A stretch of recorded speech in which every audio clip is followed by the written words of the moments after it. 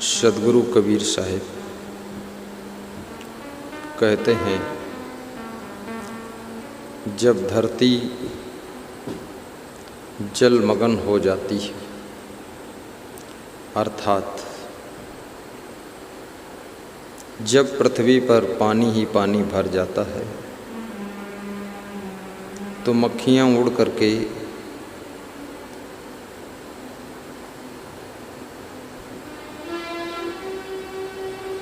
ऊंचे वृक्षों पर बैठ जाती है, क्योंकि नीचे वे डूब सकती हैं और डूबना नहीं चाहती हैं, क्योंकि अपने जीवन की रक्षा हर व्यक्ति करना चाहता है। मनुष्य ही एक ऐसा प्राणी है जो कभी कभी क्रोधित होकर, दुखित होकर, व्यथित होकर आत्महत्या करता है, सुसाइड कमिट कर लेता है। लेकिन पशु पक्षी क्रमकीट कभी आत्महत्या नहीं करते। और जितना दुख पशु पक्षियों के जीवन में है, उतना दुख मनुष्य के जीवन में नहीं है। पशु पक्षियों के पास में क्या है? ना तो उनके पास में विशेष बुद्धि है, ना तो उन्हें विशेष ज्ञान है, ना तो पशु पक्षियों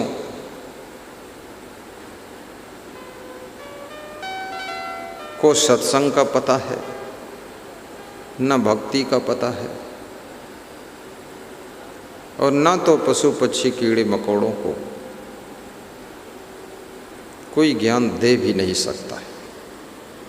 लेकिन फिर भी उनके पास मकान भी नहीं है, चलने के लिए गाड़ी वाहन भी नहीं है, पहनने के लिए कपड़े भी नहीं हैं, चप्पल जूते भी नहीं हैं। मनुष्य उनको जहाँ पकड़कर बांध देता है, बंधे रहते हैं। चिड़ियों को पिंजड़े में बंद कर देता है, शेर बाघ को कटघरे में बंद कर देता है, मनुष्य को भी जेल में बंद कर देता है, कीड़े मकोड़ों को भी लक्ष्मण रेखा खींच देता है, फिर वो इधर आ नहीं सकते। सारी सामर्थ्य मनुष्य के पास में है, लेकिन फिर भी मनुष्य कभी कभी जीवन जीने की हिम्मत को तोड़ देता है और अपने जीवन को समाप्त करने के लिए इस जवान को रोड पर टहलने दो, वहाँ से लेकर गेट तक टहलता रहे, देखता रहे कौन आदमी आ रहा, परखो, भोंदू बनकर मत रहना, चलो निकलो वहाँ से।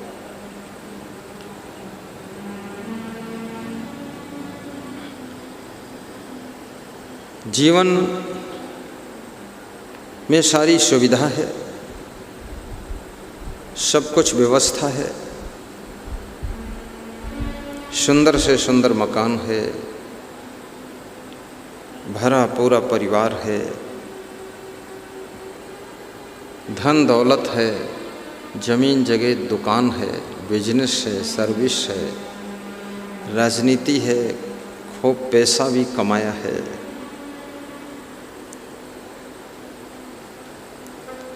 फिर भी कभी कभी देखा जाता है मनुष्य आत्महत्या करता है, जीवन लीला को समाप्त करता है। और ये जीवन लीला जब समाप्त करता है मनुष्य,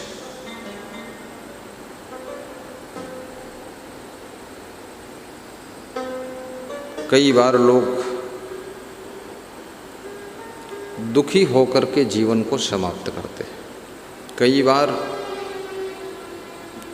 अपमान भरी गलती करते हैं, फिर शर्मिंदा होकर के मुंह दिखाने लायक नहीं रह जाते हैं तो आत्महत्या कर लेते हैं। लाश मरी पड़ी है। और कितने लोग डर के मारे आत्महत्या भी करते हैं, डर जाते हैं।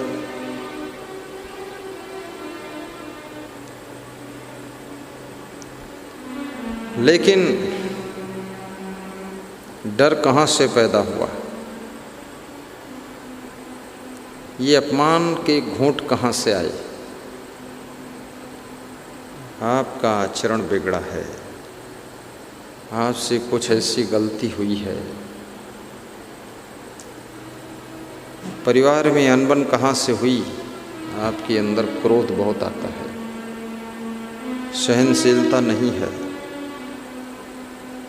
विवेक नहीं है, परिवार के सदस्य भी उटपटांग हैं, उनके पास में भी ज्ञान नहीं है।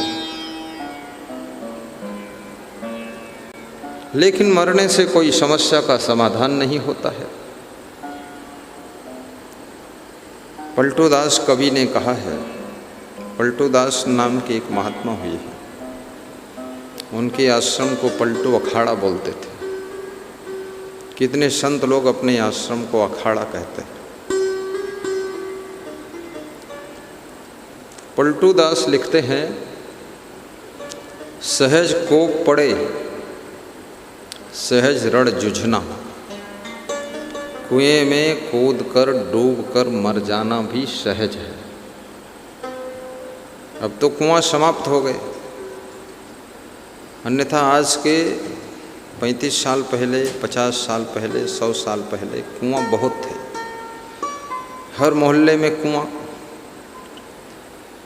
और उस समय लोग कुएं में कूद कर डूब जाते थे। ज़्यादातर महिलाएं कुएं में कूदती थी। स्त्रियां बहुत हिम्मत रखती, छलांग मार देती थी। कुछ घर में अनबन हुई, थोड़ा खटपट हुई, घर से पानी भरने गईं और कुएं में कूद गईं। कुएं में कूद गई, कुआं में पानी अगर गहरा है तो डूब गई और उथला है तो बच गई। कोई जान गया तो कूद के निकाल लाया, बचा लिया।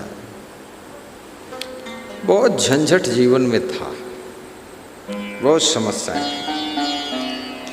किसी की बहन कुआं में कूदती थी, किसी की पत्नी कूदती है, किसी की माँ कूदती है। लेकिन अब कुआं ही खत्म हो गए तो हैंडपंप में कूदे तो कहाँ कूदे।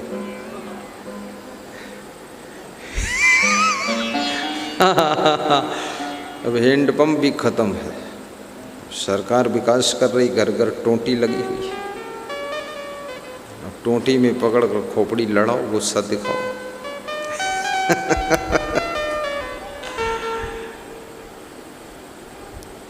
अब ये आत्महत्या क्यों हो रही है?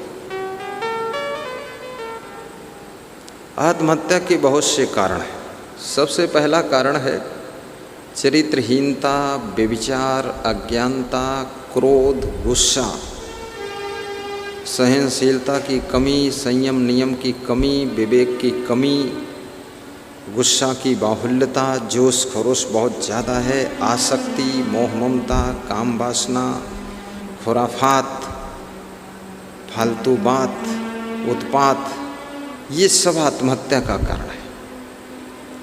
कितने आलसी लड़के माँ बाप काम करने को कहते हैं तो सेल्फास खा लेते हैं, जहर की गोली, कि काम नहीं करूँगा मर जाऊँगा।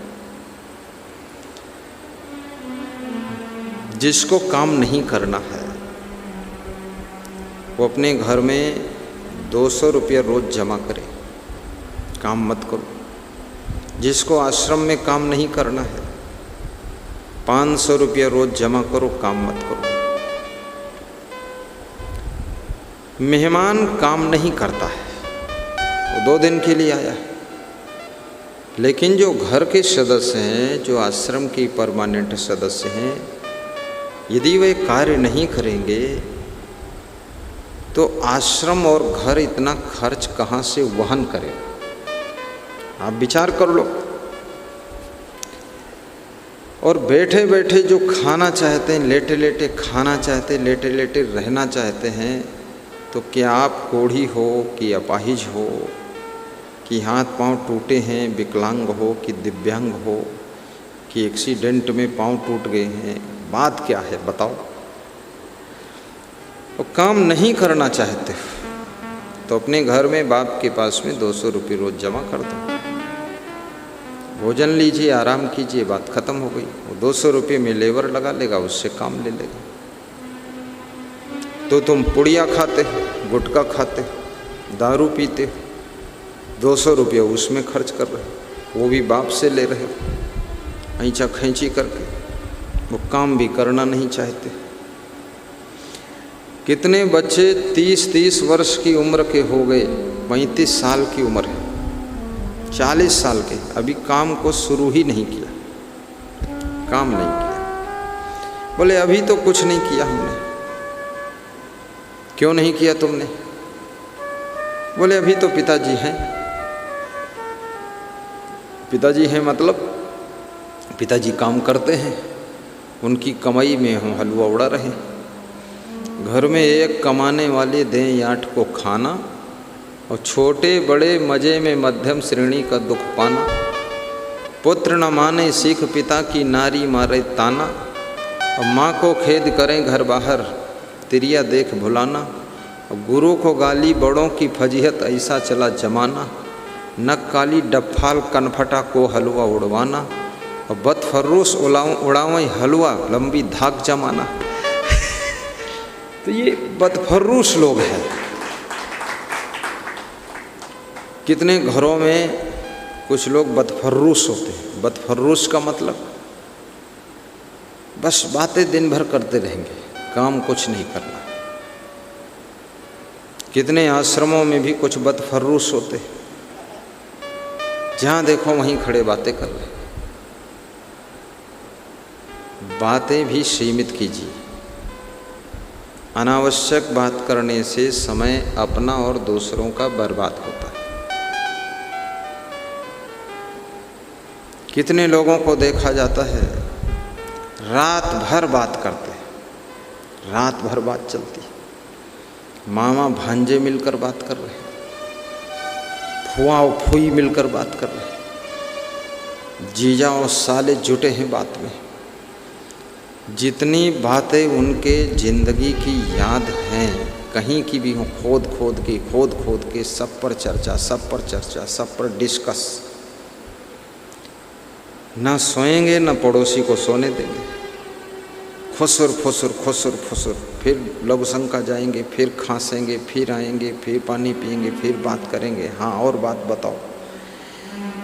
और दोनों कबाड़ी है, शाला भी और जीजा भी, दोनों मूर्ख है पक्का। रात सोने के लिए है, रात भर बात करने की क्या जरूरत? चुपचाप सो जाइए।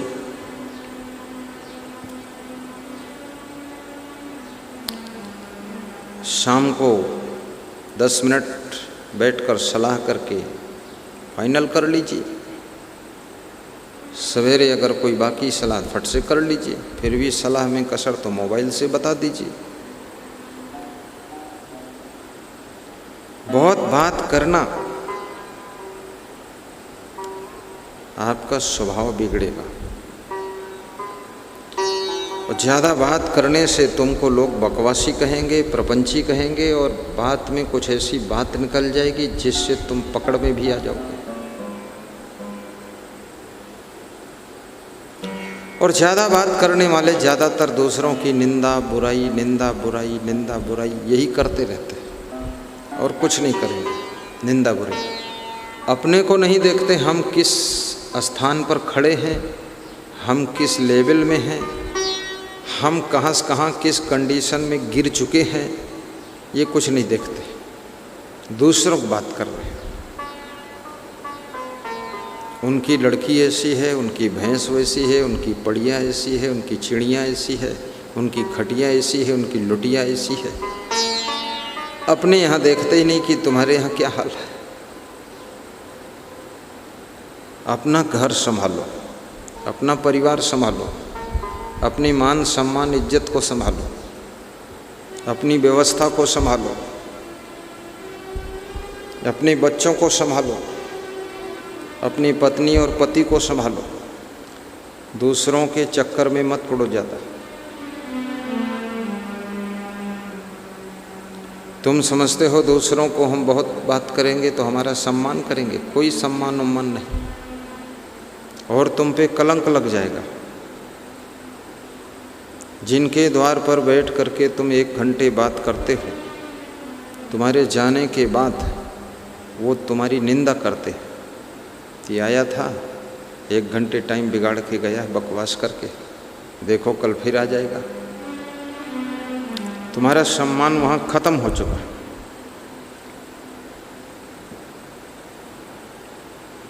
ऐसा व्यवहार न करो, ऐसा कार्य मत करो, ऐसी आदतें मत बनाओ, इतना मोह ममता आसक्ति वासना मत रखो जिससे कि तुम आत्महत्या करो। अभी कई हीरो हीरोइन आत्महत्या करते, कितने खिलाड़ी आत्महत्या करते, और कितने पति पत्नी आत्महत्या करते, और कितने घरों में सामूहिक आत्महत्या करते। पति पत्नी और बच्चे सब नदी में कूद जाते, सबको लेकर कूदते, और कहते हैं हमारे घर में बहुत समस्या थी इसलिए हम मर गए। हद हो गई। तुम अपनी समस्या का समाधान नहीं ढूंढ पाते। तुम इतने बुद्धिमान हो, इतना तुम्हें दिमाग दिया है प्रकृति ने, और इतनी समस्याएं पैदा क्यों करते हो? थोड़ा विवेक से काम करो, फिजूल खर्ची बंद करो, परिवार को सत्संग से जोड़ो, प्रवचन डेली सुनो, मेहनत करो, कमाई करो, बचत करो, उसमें से कुछ दान करो। दान करने से दरिद्र घर का दूर होता है। दारिद्र्य नाशनम दानम। दान करने से संत का दर्शन होता है। दान करने से धार्मिक स्थल में तुम पहुँचते हो। दान करने से सत्संग प्राप्त होता है। दान करने से सज्जनों का दर्शन होता है। दान करने से सद्बुद्धि आती है। यदि दान नहीं करोगे तो उसके 1000 गुना पैसा, बुद्धि बिगड़ेगी तो दारू पीने में खर्च करोगे। मांस मछली अंडा नशा शराब जुआ बीड़ी सिगरेट गांजा चरस तंबाकू गुटखा पुड़िया पान, इनमें पैसा बर्बाद करोगे, शरीर का स्वास्थ्य बर्बाद होगा। ये पैसा रुकने वाला नहीं है। दान कर दोगे तो पुण्य बढ़ेगा, दान करोगे प्रसन्नता बढ़ेगी, दान करोगे परोपकार होगा, और दान करोगे लोगों की सेवा हो जाएगी। दान करोगे तो दान के माध्यम से साधु संत महान गुरुदेव का दर्शन होगा। दान करोगे तो उससे सत्संग भी होगा। दानी ही